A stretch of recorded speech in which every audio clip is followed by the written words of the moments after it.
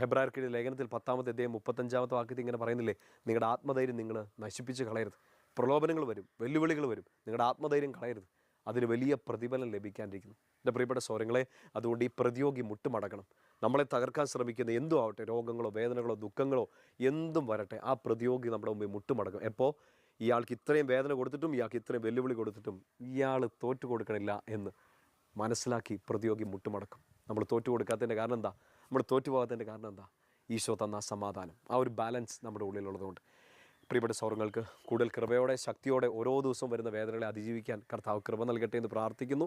കർത്താവ് നൽകുന്ന ഒരു സമാധാനത്തിൽ, കർത്താവ് നൽകുന്ന ഒരു സമചിത്തതയിൽ ഈ പ്രശ്നങ്ങളെയും പ്രതിയോഗികളെയും എല്ലാം അതിജീവിക്കാൻ, ഓരോ വേദനകളും ശക്തിപ്പെടുത്തുന്ന അനുഭവങ്ങളാക്കി മാറാൻ, തിന്മയെല്ലാം നന്മയാക്കി മാറ്റാനുള്ള കൃപ ഈശോ നൽകട്ടെ. ഈശോയുടെ പരിശുദ്ധ നാമത്തിൽ ഞാൻ നിങ്ങളെ അനുഗ്രഹിക്കുന്നു. പിതാവിൻ്റെയും പുത്രൻ്റെയും പരിശുദ്ധാത്മാവിൻ്റെയും നാമത്തിൽ.